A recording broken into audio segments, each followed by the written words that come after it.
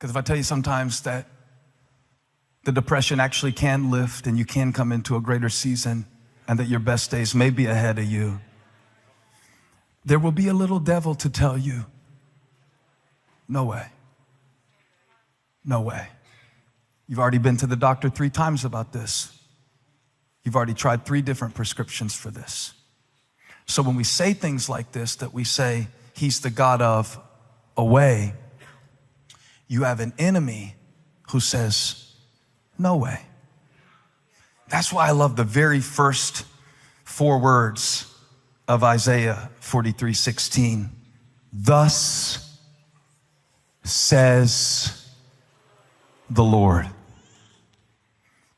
You could get happy off those 4 words if you knew what hung on those 4 words.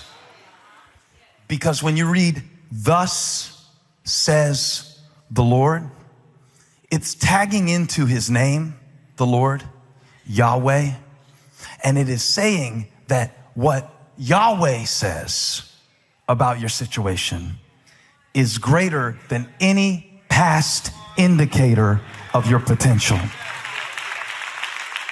Now follow me here, because it's important that you really tag into your past. If you don't ever tap into your past like Isaiah is doing here, he says he makes a way in the sea, a path in the mighty waters. If you don't ever tap into what God did in your past, do it right now. Just close your eyes. Just close your eyes. I promise nobody's going to steal your purse. These are good Christian people. Close your eyes right now where you are. I'm watching on the phone and my roommate's going to think I'm weird. Your roommate's weird. They need to be watching, okay? Close your eyes.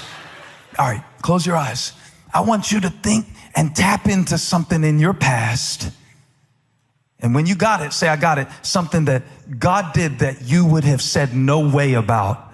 Something that God did that you would have said no way. And say, I got it when you got it. All right, that was quick. Do another one. Do another one. Do another one. For some of you, it's the fact that your kid is in church with you today. Your kid didn't want to come to church, and then all of a sudden, somehow, some way, well, maybe you dragged them, and maybe you bribed them, and maybe you had to pay him $20, but some way, God got him here.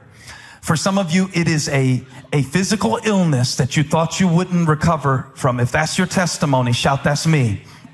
Okay, it's a physical illness that you thought you wouldn't recover from. You recovered from it, and you're strong by the grace of God. God made a way. For some of you, it is an addiction that crippled you, and now you find yourself gaining momentum a little bit stronger every day. Some days it's harder than others. Some days it seems like you might not make it today. But even when you slip off the path a little bit, you feel him pulling you back. God is making a way. If that's you, shout, that's me. Okay? For some of you, it is something in your life that God provided in the resource realm. You didn't know how you were going to come up with that money. You didn't know how you were going to do it by that date. You didn't know how you were going to make it through that unemployment season.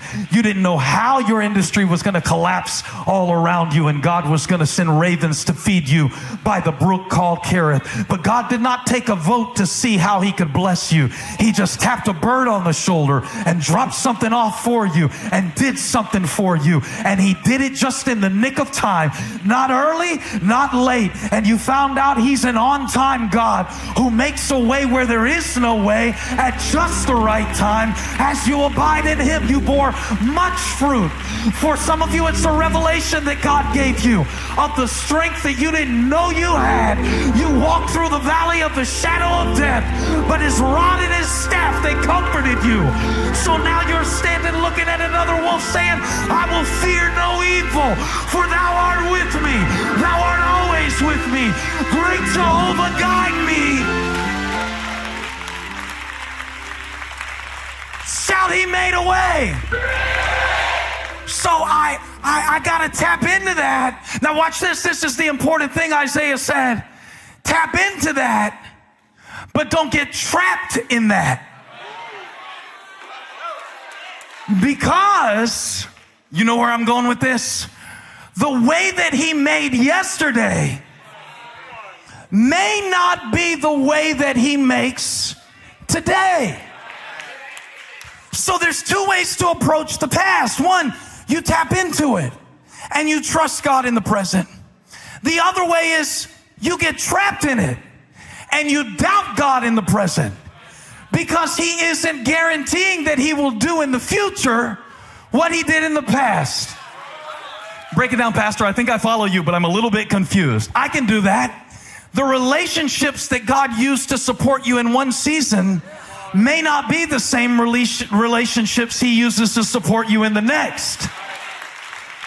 As a matter of fact, sometimes the removal of a relationship is an opportunity for a revelation.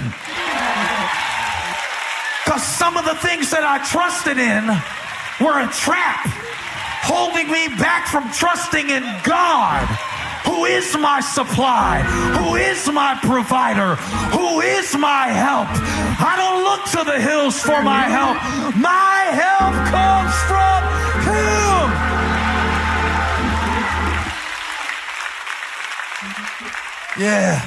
Yeah. Jesus is my help, and he is the same yesterday, today, and forever. So here's the dance. I got to tap into yesterday, but not get trapped in yesterday. I got to tap into what he did enough to trust what he's doing. And I got to move through what he's doing, even though I cannot predict where it ends up. Who am I preaching to? 5 people who need this message. I keep no secrets from you. We are family. I am preaching from a personal place. I just dropped my oldest son off at college this week.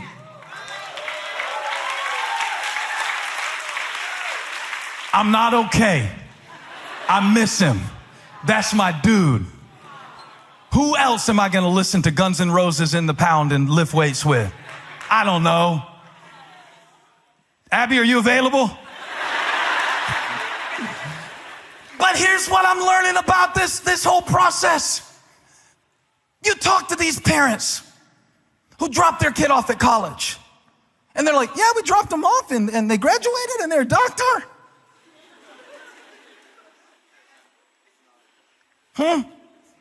Thank you, Mike. I felt better. Mike Mitchell said, it's not easy. Thank you for saying that. Because you know what, Mike? When people talk about, we dropped our kid off and they were the salutatorian and they went to Harvard and then they did their post-grad at Yale and then they invented a cure to cancel culture and,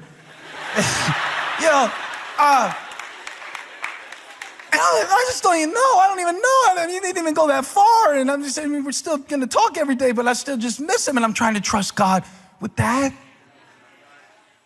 And people would just tell you their own testimony like it was just a clean miracle. This is how I read the Bible. This is how I read the Bible. And I don't know if you read the Bible like this. When I read it like that and it sounds too clean, like this is the clean version of what happened in Exodus 14. Thus says the Lord. Isaiah is like reminding them God was faithful, because that was something they didn't experience. That was hundreds of years before they lived. But he's trying to get them ready for something they're going through now. So he taps into the past to teach them to trust in the present. So he says, thus says the Lord, who makes a way in the sea, a path in the mighty waters. And how good that sounds and how easy that sounds. Who brings forth chariot and horse, army and warrior. They lie down, they cannot rise. You got to put verse 16 up there because it just sounds so good. Who makes a way in the sea, a path in the mighty waters. Show you what that doesn't say. Leave it up so I can prove it. And I feel like Moses wants me to tell you this because Moses was the one who was actually there. Moses be like, hey, how y'all shout about that?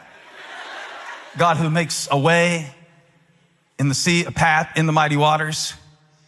It does not say, because I don't know what y'all are shouting about, because it doesn't say he makes a way around the sea. Isn't that good?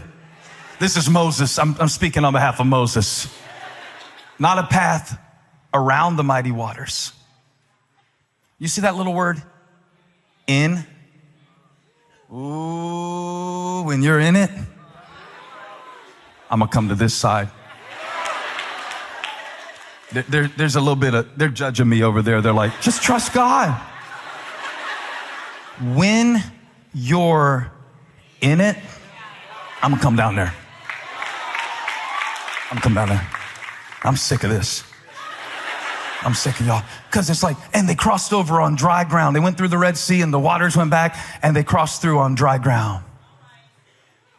How dry? I speculate, I'm not a scientist or a meteorologist.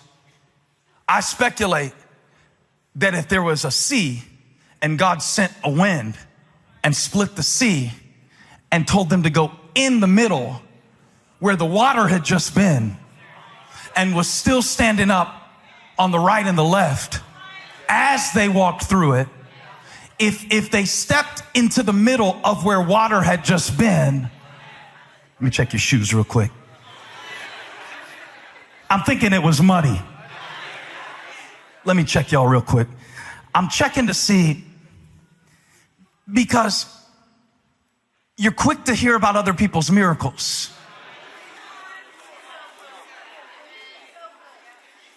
But I found out no mud, no miracles. Let me check. Those are nice. Yeah, man. I'm checking to see. Yeah, I'm just checking to see. I know this kind of weird thing to do. I'm checking to see if there's anything in your life right now that's kind of muddy, where you're in it. I mean, in it. Because in church, it's a time for us to remember miracles. It is also a time for us to accept the mud that comes with the miracles. And I will tell you the truth about everybody that sits on your row. If they have a miracle, they also have some mud. And I just need you to know it, so you don't feel judged by all the perfect families that you thought were perfect. You just haven't gotten close enough to see their mud yet. They just keep their shoes clean enough when they're around you, but if you ever saw what was really underneath, you wouldn't feel so bad about the stuff you struggle with either. So yeah, I got miracles. Yeah, I got testimonies. Yeah, I got open doors. Yeah, I got victories. Yeah, I got songs. Yeah, I got praise reports. Yeah, I got miracles. But I also got mud. What I'm trying to say to you today is that if you are in a muddy situation, if you are in the muddy middle of a transition in your life, if you are in the muddy middle of beginning a recovery process, if you are in the muddy middle of trying to figure out who am I now in my life, if you are in the muddy middle of sending your kid off or having your kid back or trying to have a kid but can't have a kid, or trying to raise a kid and not kill a kid, or trying to finish a degree, or trying to start a degree, or trying to go back, or trying to get away, if you got some mud, I got a word for you. Mud means miracle.